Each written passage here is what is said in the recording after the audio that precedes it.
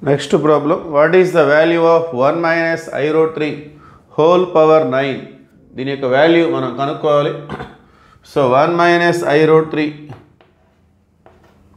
So దీన్ని మనం x minus iy తో కంపేర్ చేసుకుంటే x is equal to 1, y is equal to root 3.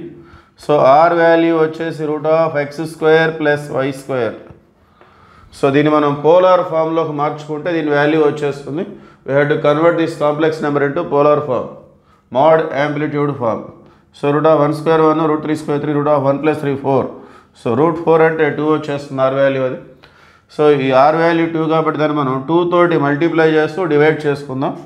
So 1 minus I root 3 whole power 9 is equal to, so 2 into, so ఈ complex నెంబర్ని 2తో multiply చేసుకోవాలి, అలానే divide చేసుకోవాలి.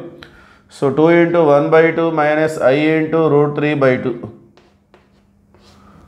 Okay, whole power 9. సో ఈ 2ని మనం సపరేట్ చేసుకున్నట్లయితే 2 power 9. సో ఇక్కడ కాస్ యాంగిల్, ఇక్కడ సైన్ యాంగిల్. 1 by 2 అనేది కాస్కి ఎప్పుడు వస్తుంది? So cos 60 degrees. సో 60 అంటే మనకి pi by 3 minus I sin pi by 3 whole power 9. Okay, ఈ విధంగా మనం రిప్రజెంట్ చేసుకోవచ్చు దాన్ని. సో ఇక్కడ మనం డిమోవియర్స్ థీరం.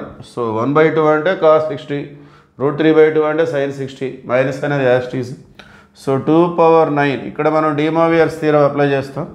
సో డిమోవియర్స్ థీరం అప్లై చేస్తున్నాం అంటే అర్థం ఏంటంటే ఈ పవర్ని ఇక్కడున్న యాంగిల్ తోటి మనం మల్టిప్లై చేసుకుంటాం. So 9 into pi by 3. So 9తో మల్టిప్లై చేస్తే 3 3 క్యాన్సిల్ అవుతుంది. ఇక్కడ cos 3π minus I sine 3π. So 3 3 okay. So 2 power 9 into cos 3π అనేది, సో కాస్ nπకి సంబంధించిన ఫార్ములా.